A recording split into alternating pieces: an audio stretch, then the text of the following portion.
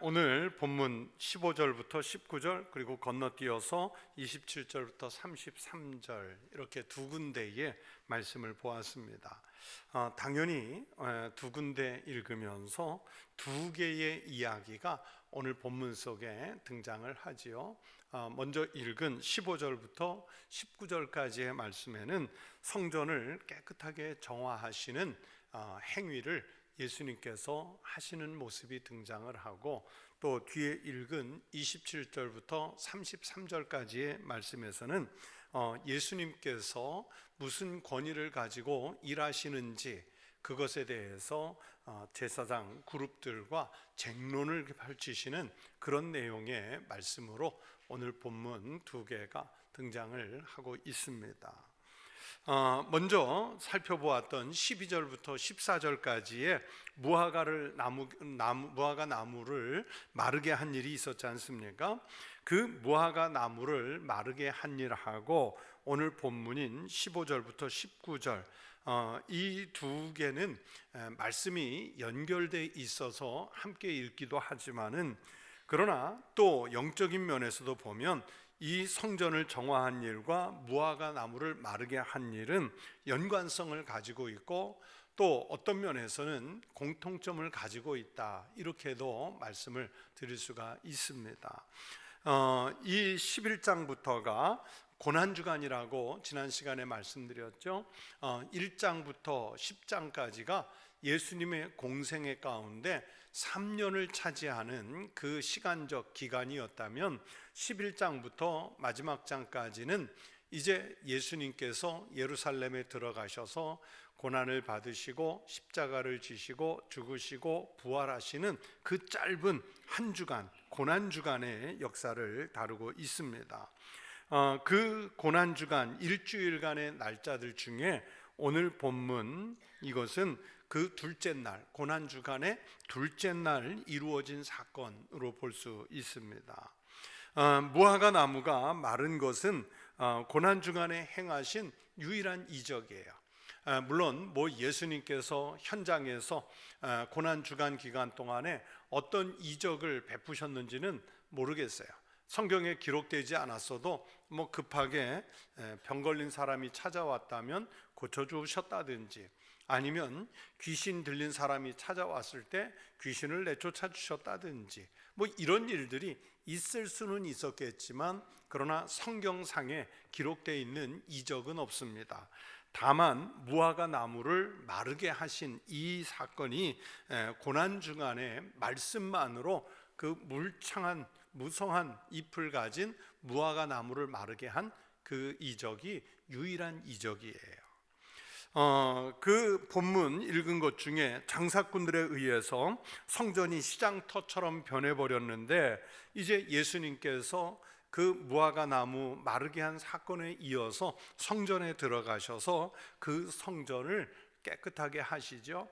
청소를 하셨다는 얘기가 아니라 하나님의 집을 하나님의 집답게 회복시키는 성전 정화, 그러니까 성전을 깨끗하게 정결하게 바꾸시는 이 일을 예수님께서 하시는 거예요. 보통 예수님은 살리고 회복하고, 그래서 사람들로 하여금 온전하게 돼서 자기 삶의 자리로 돌아가게 하시는 일들을 계속 해오셨잖아요. 공생애 내내 어디를 가든지 병 걸린 사람이 있으면 고쳐주시고, 귀신 들린 사람이 있으면 귀신 쫓아내 주시고, 하나님 알지 못하던 사람들에게 하나님을 알려주어서 그들로 하여금 하나님 나라가 무엇인지를 깨닫게 하시는 이런 살리는 말씀을, 살리는 행위를 계속 해오셨단 말이에요. 그런데 이 무화과 나무를 마르게 하신 일하고 성전을 정화하시는 일만큼은 어떻게 보면 예수님께서 화가 나신 상태에서 파괴적인 일을 하시는 참 드문 사건이에요. 그런 면에서 연관성이 있고, 그런 면에서 공통점이 있다, 이렇게 말씀을 드린 것입니다. 그런데 예수님께서 회복하는 일이 아니라 성전을 정화하고 또 그러면서 무화과 나무를 마르게 한 이런 일련의 사건을 통해서 나타내시려고 하는 의도가 있을 것 아니겠습니까? 하나님 예수님의 의도가 있단 말이에요. 그 의도의 작은 것은 뭐냐면 예루살렘이 멸망할 것이라 하는 것에 대해서 예언적 성격을 가지고 있고, 한 걸음 더 나아가 영적인 면에서 보면 하나님의 말씀을 정결하게 지키지 못하면 너희도 결국은 이렇게 하나님 말씀 밖으로 밀려날 것이라는 것을 가르쳐 주시는 그런 내용의 말씀이라고 볼 수 있습니다. 다시 말하면 무화과 나무 사건 보세요. 경건의 모양은 있잖아요.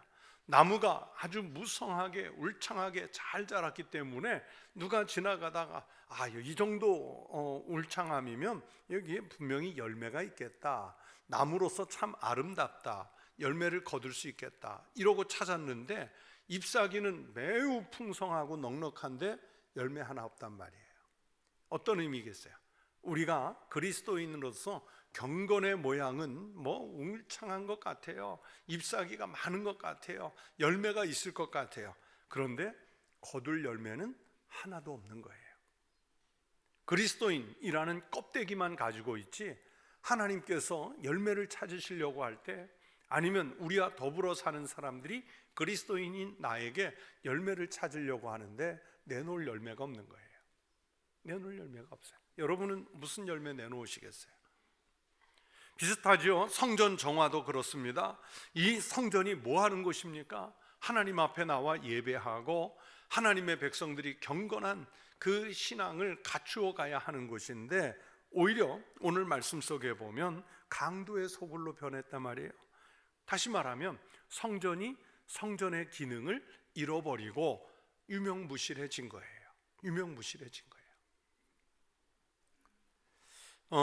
유럽에 이렇게 종교 개혁지를 가다가 보니까 옛날 정말 큰 예배당들이 있어요.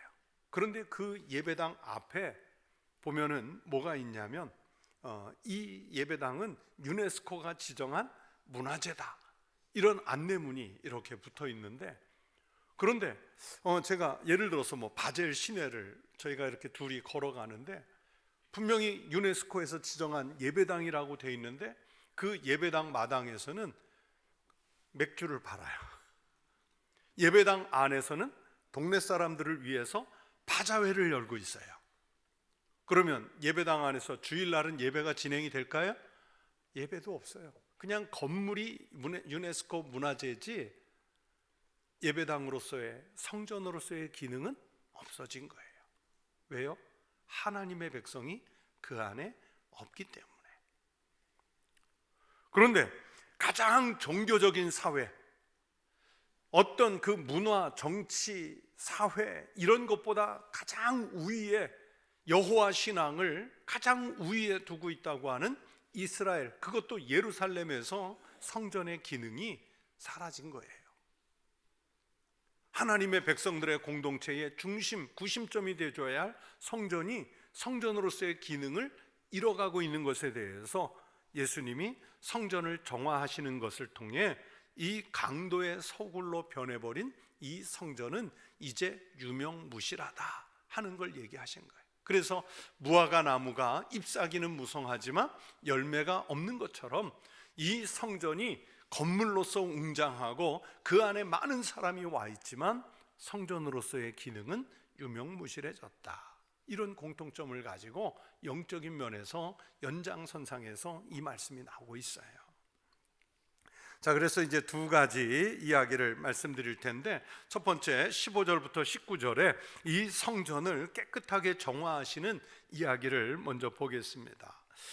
오늘 본문과 아주 비슷한 내용이 요한복음 2장 13절부터 22절에도 나오는데, 요한복음 2장을 시작할 때 보면 예수님께서 공생애를 시작하시면서 가나의 혼인잔치에서 물로 포도주를 만드시는 일이 있었지 않습니까? 그러니까 예수님 공생애 초창기인데, 그런데 2장에 바로 무슨 일이 나오냐면 오늘 본문과 같은 성전을 정화하는 일이 나와요. 그런데 오늘 본문은 예수님의 공생애 가운데 마지막 일주일이라고 그랬죠. 그러니까 끝자락이란 말이에요. 자, 성경을 읽을 때 그걸 좀 생각하고 염두에 두셔보신 적이 있으세요? 그냥 막 읽어만 가지, 그죠? 읽어만 가지 성경을 이렇게 구성, 조합 이런 것들을 그거는 나중에 목사님이 알아서 해주실 거니까 우리는 그냥 읽기만 하자, 이제 그러시면 안 돼요. 생각을 좀 해보셔야 돼요. 이제 학자들, 목회자들도 이 부분에 대해서는 의견이 좀 분분해요. 예수님의 공생의 초창기에 공생애를 시작하시면서 이미 성전을 한번 정화하셨다. 그리고 마가복음의 이 본문에 등장하는 두 번째 정화가 있었다. 그래서 공생애 중에 예수님이 성전 정화하신 일이 두 번 있었다. 이렇게 이제 보는 학자들, 목회자들도 있고요.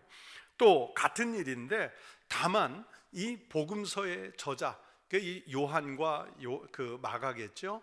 이분들이 기억에 있어서 수십 년 뭐 이렇게 세월이 지난 다음에 기록하려니까 이제 소위 말하는 기억의 오류, 기억 속에서 그 시점이 달라서 한 번 있었던 것을 각각 한 분은 앞에, 한 분은 뒷부분에 이렇게 기록한 게 아니었을까, 이렇게 보는 분들도 있어요.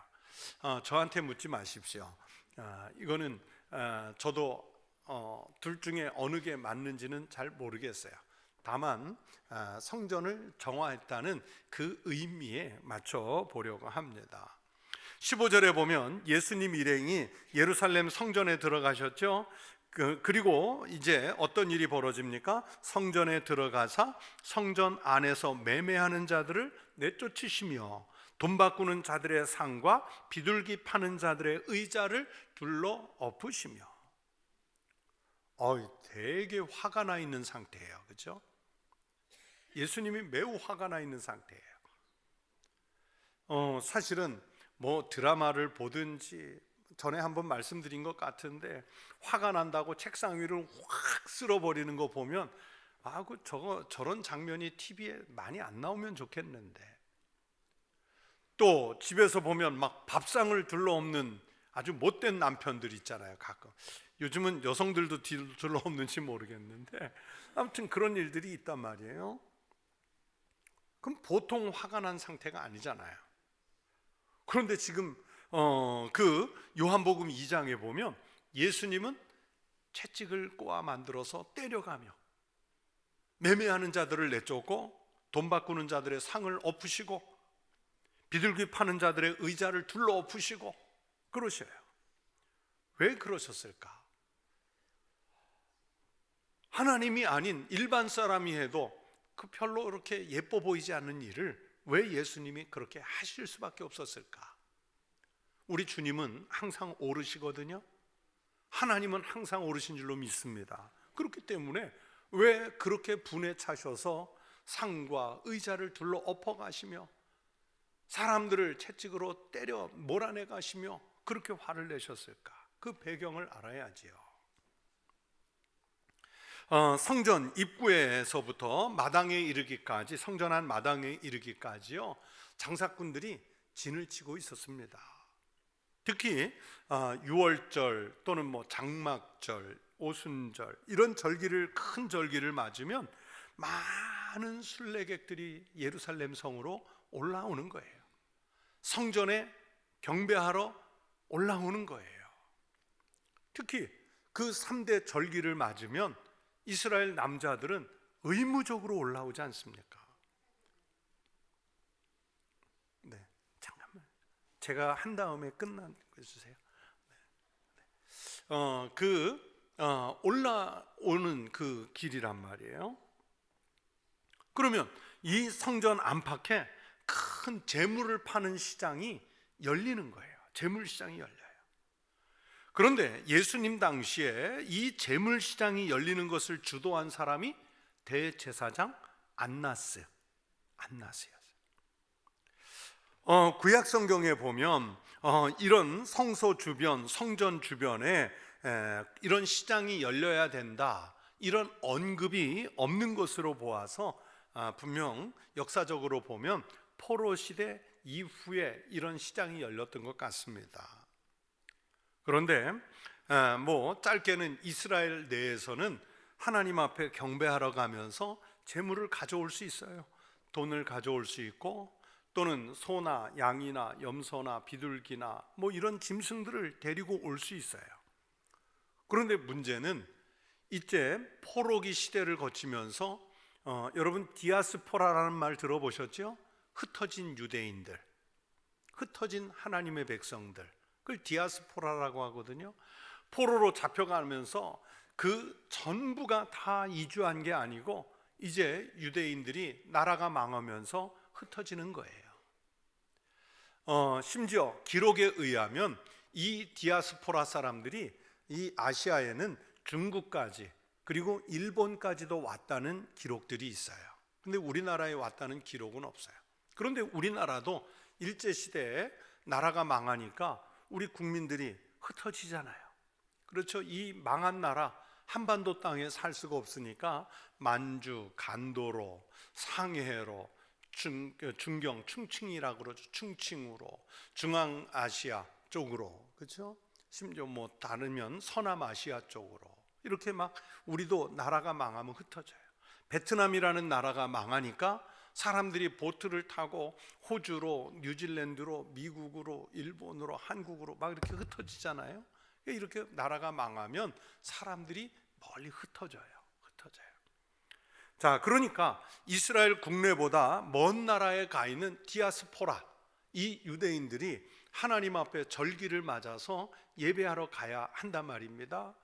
예를 들면 사도행전 2장에도 보면 초대교회 성도들이 이제 막 마가의 다락방에서 방언을 받고 나가서 예루살렘 거리에서 하나님의 큰일 행하심을 말할 때 그때 온 나라가 어디에서 왔습니까? 유대인들이 곳곳에서 오지요.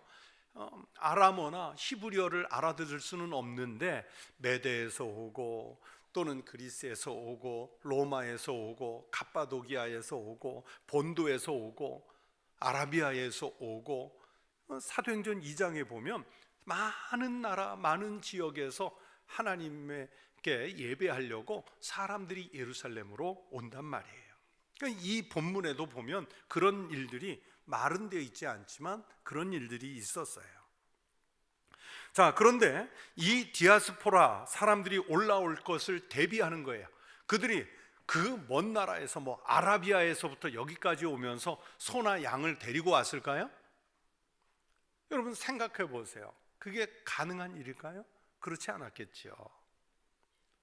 그래서 이제 성전 가까이에 오면 어딘가에서는 제물을 준비해야 되잖아요.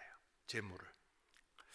그래서 기록들에 의하면 처음에 예루살렘 근처 감람산 예루살렘 황금문을 나오면 지난 시간에 사진을 하나 보여드렸었는데 그 예루살렘 성을 빠져나오면 기드론 골짜기, 흰놈의 골짜기 이렇게 건너편에 그 감람산이 있는데 그 감람산 인근에 이 시장이 열린 것으로 알려져 있습니다.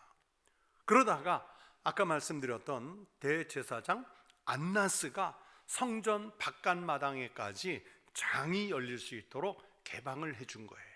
개방을 해줬어요. 그 시장의 면적이 어느 정도 되느냐? 남아있는 랍비 문서 기록에 의하면 우리식으로 환산을 하면 그 넓이가 약 475m. 잘 감이 안 오실 텐데 여기 우리 서편 주차장 그 입구에서부터요 이 농고 담벼락을 끝까지 다 따라가면 약 600m입니다. 그러니까 이 예루살렘 그 문서에 보면 이제 넓이가 약 475m, 거의 그만큼 된다는 얘기죠. 길이가 약 300m. 그러니까 되게 넓은 거예요. 거기에 장이 열리는 거예요. 제물시장이.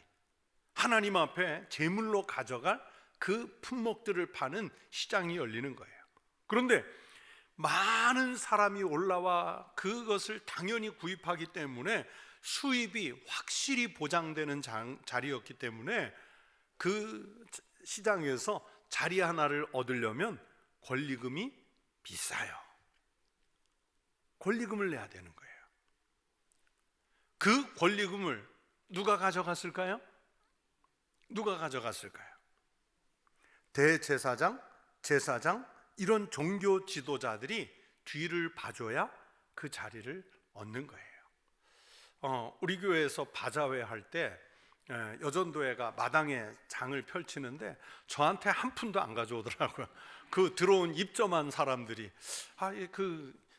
가져와도 괜찮은데 안 가져와. 그런데 지금 예루살렘 재물시장에서는 그 권리금을 받는 거예요. 그 권리금이 대제사장과 제사장들 몫으로 가는 거예요. 자, 먼 곳에서 오느라 재물을 미처 준비하지 못한 사람들이 많았다고 그랬죠. 그들에게 비싼 값으로 팝니다. 양, 소, 비둘기, 가루, 기타 재물 등을 파는데 먼 곳에서 재물을 준비해 온 순례객들도 많이 있었지만, 그런데 재물이 가져온 사람들한테는 어떻게 하느냐? 야, 너 그 재물 저쪽 브엘세바에서부터 여기까지 데려오는 동안 이 양 다 오염됐다. 오염이 됐다. 그러니까 오염 안 된 우리 제사장님이 안수해서 깨끗하게 정화시켜 놓은 이 양으로 바꿔야 된다. 내가 볼 때는 똑같은 양인데 안수해서 깨끗해진 양과 내가 데리고 온 양을 바꿔야 된대요. 그러면 공짜로 바꿔줄까요? 아니요. 거기에 이제 저기가 붙는 거예요. 수수료가 붙는 거예요. 그래놓고 여기서 바꿔준 다음에 여기 데리고 있다가 모르는 딴 사람이 올라오면 야, 이걸로 바꿔야 돼 하고서 조금 전에 부정하다고 한 걸 내주고 또 받아요. 그러면서 뭘 받는다고요? 수수료를 또 받아요. 같은 재물인데 웃돈이 붙는 거예요. 그게 소든 양이든 가루든 비둘기든 다 그렇게 돼요. 그리고 먼 디아스포라 사람들이 멀리서부터 왔기 때문에 자기네들이 그 예루살렘 사람들이 쓰는 히브리 돈을 갖고 있지 않단 말이에요. 세켈이라고 그러는데 지금도 화폐 단위가 세켈인데 이 세켈을 갖고 있지 않아요. 로마에서 온 사람은 로마 돈일 거고 본도에서 온 사람은 본도 돈일 거고. 그런데 그 이방인의 부정한 돈을 하나님 성전에 헌금으로 드릴 수 없다. 그래서 이 히브리 화폐를 가지고 가야 된다. 그걸 드려야 된다.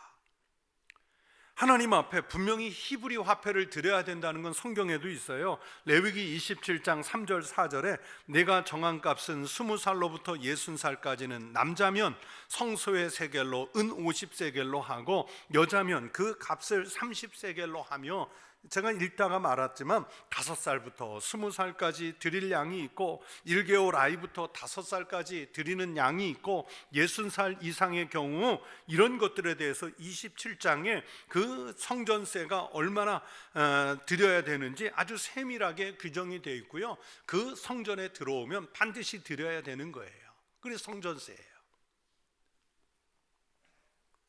그런데 순례자가 준비해 온 것이 부정하다 그래가지고 정결한 돈을 사용하라고 강요하면서 역시 재물처럼 돈을 바꿔주는데, 그러니까 돈을 파는 거죠.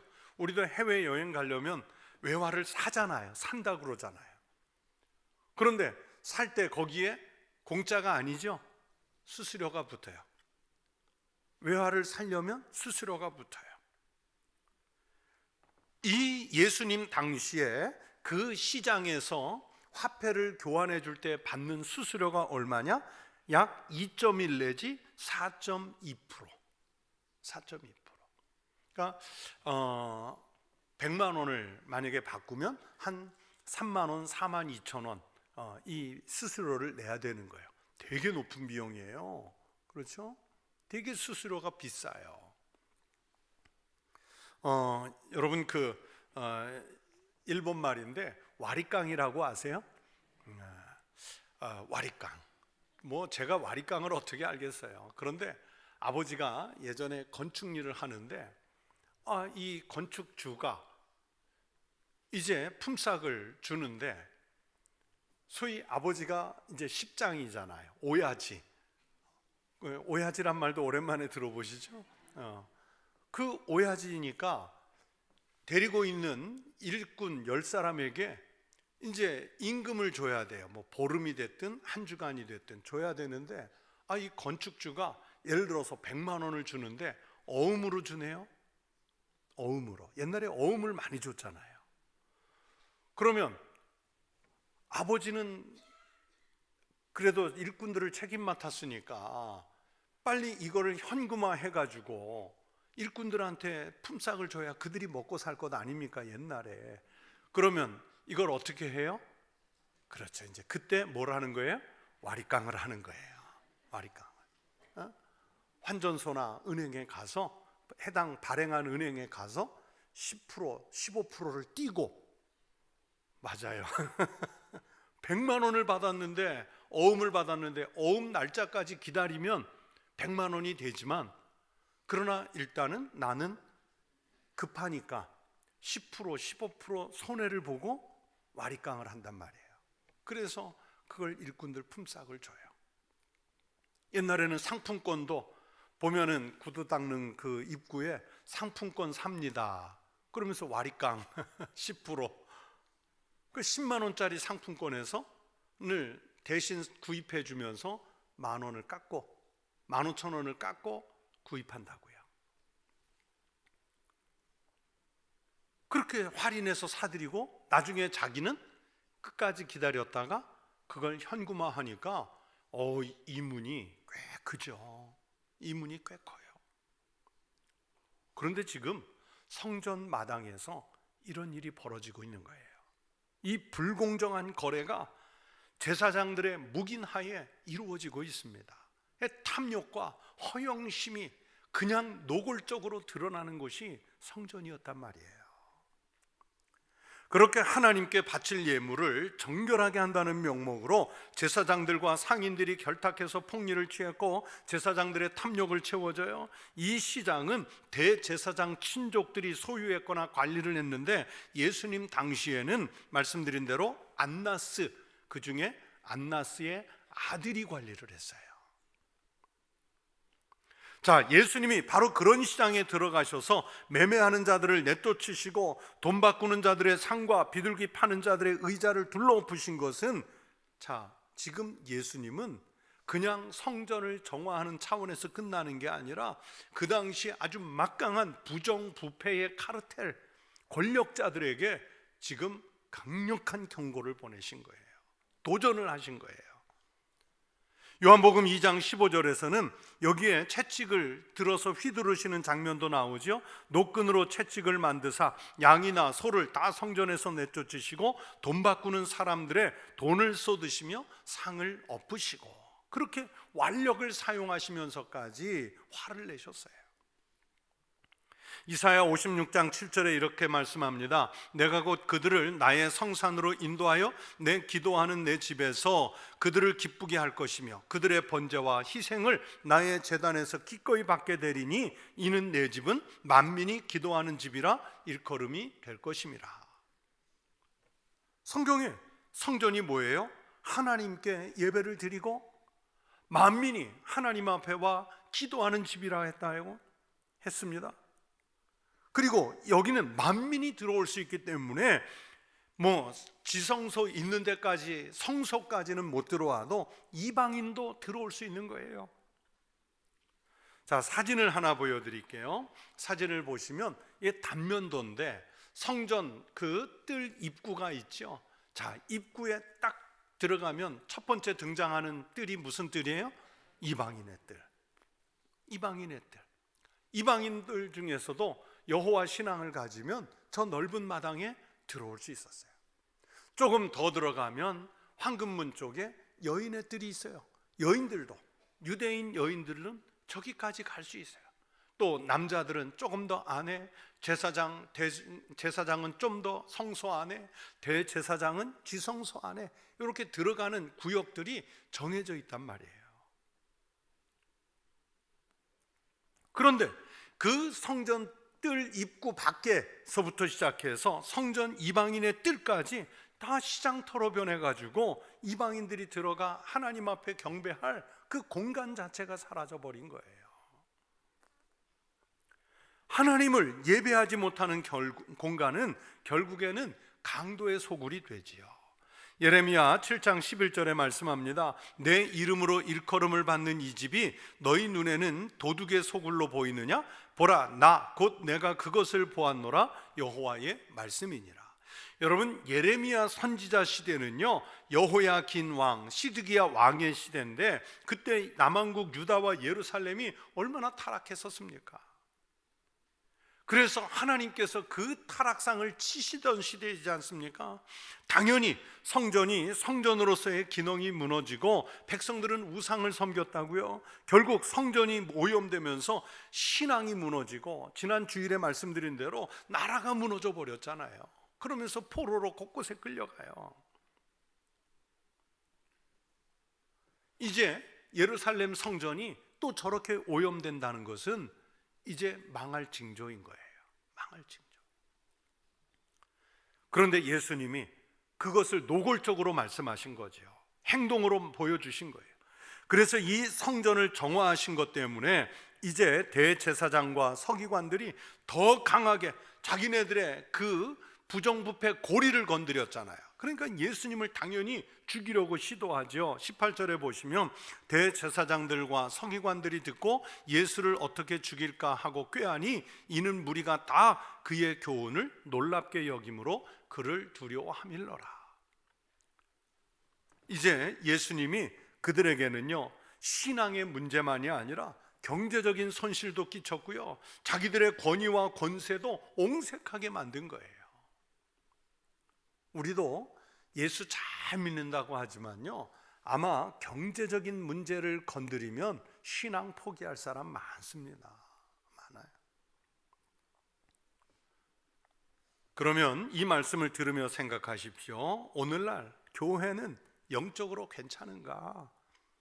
영적으로 우리는 과연 안전한가? 지금 안심해도 될 수 있나? 얼마 전 어느 목사님 그 유튜브를 통해 설교를 듣는데 환상의 이야기를 하세요. 하나님께서 자기 교회를 환상 가운데 보여주시는데 예배당에 앉아있는 사람들이 다 마네킹들이 앉아있더라는 거예요. 마네킹. 권사님, 장로님, 집사님, 아무 표정이나 반응이 없이 그냥 앉아있는 환상을 봤대요.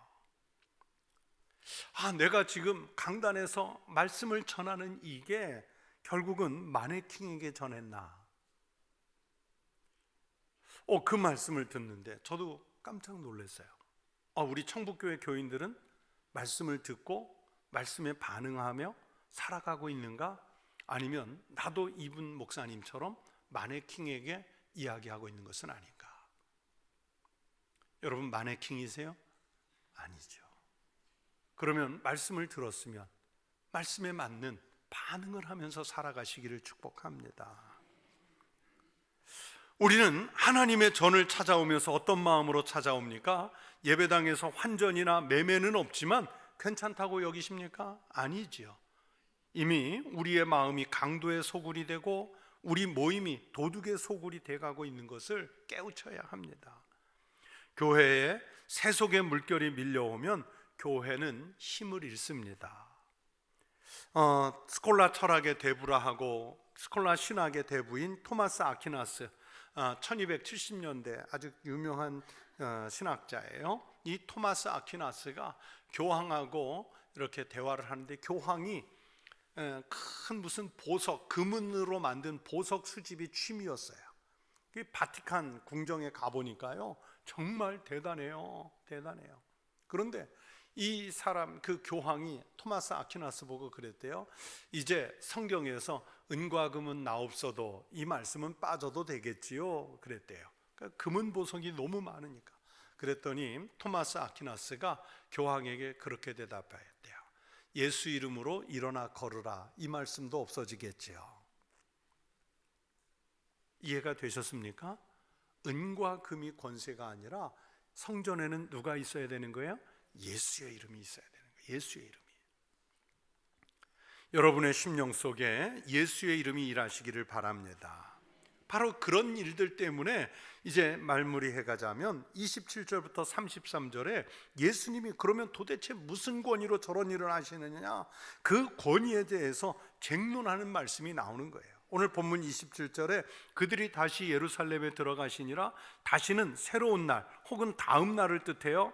전날 성전 정화 사건이 상인들과 부딪힌 것이 아니라 이 사건은 지금 대제사장을 비롯한 종교 지도자들과 부딪힌 거예요. 그래서 대제사장, 서기관, 장로들이 지금까지도 트집을 잡았지만 이제 본격적으로 죽이려고 논쟁을 시도하는 거예요. 그래서 세례 요한을 빗대서 이제 예수님이 역질문을 하시죠. 당신 무슨 권위로 이런 일을 하느냐? 그랬더니 예수님이 대묻잖아요. 반문하잖아요. 그러면 세례 요한은 무슨 권위로 이랬느냐? 그랬더니 이 사람들이 그래요. 이거 하나님의 권위로 이랬다. 그러면 왜 안 믿었느냐? 그렇게 물을 것이고, 그가 하나님의 권위가 없다 그렇게 말하자니 이거는 또 그러면 백성들은 선지자로 여기는데 어떡하지? 대답을 못해요. 다른 사람을 해치기 위해서 함정을 파고 올무를 놓으면 바로 거기에 자기네가 빠지는데, 오늘 본문 속에 바로 이 제사장 그룹들이 자기네가 빠진 거예요. 욥기 18장 7절 8절에 빌닷이라는 사람이 함정을 파는 사람에 대해 이렇게 말했습니다. 그의 걸음이 활기찬 걸음이 피곤하여지고 그가 마련한 꾀에 스스로 빠질 것이니 이는 그의 발이 그물에 빠지고 올가미에 걸려들며. 지금 대제사장과 서기관들이 예수님을 함정에 빠뜨리려고 권위의 문제를 내걸었는데 자기네들이 지금 걸려들었어요. 그래서 예수님도 그러면 나도 무슨 권위로 일하는지 대답하지 않겠다. 그러나 우리는 답을 알아요. 이 사람들이 예수님에 대해서 던진 질문은 예수님 정체성에 대한 질문이에요. 예수님은 이미 자신이 하나님의 아들이라고 공개하셨죠. 오직 그러면서 하나님만이 죄사함의 권세를 가지신다는 것을 반복해서 말씀해 오셨어요. 그래서 예수께서 하신 일은 하나님 아버지께서 하신 일이었던 거예요. 그랬더니 이 사람들이 권위의 문제를 갖고 시비 거는 게 뭐냐? 예수님을 신성 모독죄를 적용하지요. 여러분, 이스라엘 사회에서 신성을 모독한, 하나님의 그 거룩함을 모독하면 극형에 처하게 되어 있습니다. 그래서 권위를 묻는 거예요. 이 사람들이 권위의 문제를 건드릴 때 질문 속에는 세상에 공인된 자격증이 없잖아요. 지금 예수님이 무슨 교사 자격증이 있으세요? 목사 안수증이 있으세요? 저도 목사 안수증이 있는데 어디 있는지를 몰라요. 지금은.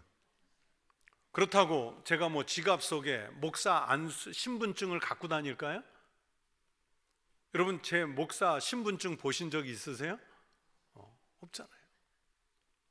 그러나 정상적으로 신학교 나와서 정상적으로 노회에서 안수 받아서 여러 과정들을 거쳐서 여러분 앞에서 목사라는 그냥 공인된 권위가 있는 거지, 무슨 자격증을 등 뒤에 붙이고 다녀야 권위가 있는 건 아니에요. 그런데 이스라엘에서는 종교적으로 최고의 권위는 대제사장, 제사장, 바리새인, 서기관 등에 있고, 그 권위를 판단하는 최고의 기관이 산헤드린 공의회였는데 예수님은 그 산헤드린 공의회에서 인증을 받은 적이 없어요. 인증을.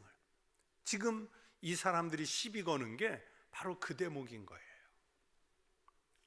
교권주의자들은 그런 세속적인 판단과 정치적인 판단으로 예수님을 깎아내리려고 시도했죠. 그런데 보세요, 사람이 세운 권세는 힘이 없어요. 예수님께서 성전에서 그렇게 정화하실 수 있는 그 권세의 근원은 어디에서 왔느냐?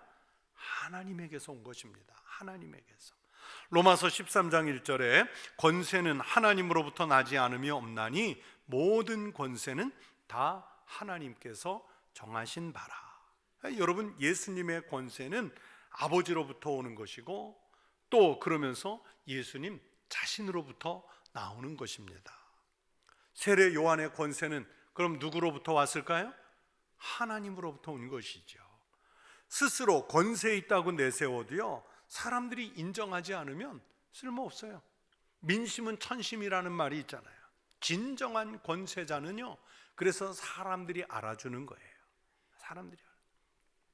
사람들이 세례 요한을 참 선지자로 여겼다. 그럼 백성들이 그 세례 요한의 뒤에 하나님이 계시다는 것을 인정해 주신 거예요. 예수님 따라다니는 그 무수한 사람들이 예수님이 바리새인이나 서기관, 제사장들이 알 수 없는 새로운 권세 가졌다는 것, 그분 뒤에 하나님이 계시다는 것을 인정한 거예요. 그래서 백성들이 그 권위를 인정했다는 사실이 지금 대제사장을 비롯한 이 종교 지도자들은 두려웠던 거지요. 여러분, 우리 그리스도인은 세상에 나가서 권세를 사용하며 살아야 되는데 세상 사람들이 생각하는 것과는 전혀 다른 권위로 살아야 됩니다. 무슨 권위? 예수 그리스도를 닮은 권위. 하나님의 말씀에 입각한 삶을 살아가는 권위. 이 권위로 살 때 하나님이 우리에게 힘을 주실 줄로 믿습니다. 그것은 겸손함으로, 희생으로, 섬김으로 얻는 권세지 뭐 많이 배워서 아니면 높은 자리에 앉아서 무슨 권세를 막 부려야 나오는 게 아닌 거예요. 여러분은 권위가 있는 삶을 사시는지요? 우리도 그리스도인이라는 이 이름 하나만으로도 충분히 권위를 인정받는 삶을 살아가야 할 줄로 믿습니다. 그래서 예수님을 닮아서 어떤 형편에서도 하나님의 권위를 가지고 살아갈 수 있는 큰 믿음의 성도들이 되시기를 주의 이름으로 축원합니다. 기도하겠습니다. 하나님 아버지, 감사합니다. 우리는 세상에서 가장 낮은 자, 가장 볼품없는 자, 아무런 권세도 가질 수 없는 죄인들에 불과했지만 이제 주님께서 우리에게 하늘의 생명을 권세로 주시고 하나님의 말씀을 새로운 권위로 주셨으므로 하나님의 백성 그리스도인답게 우리 각각 삶의 자리에서 하나님 뜻대로 살아가는 권세자, 권위자들이 되게 하여 주시옵소서. 예수님 이름으로 기도하옵나이다. 아멘.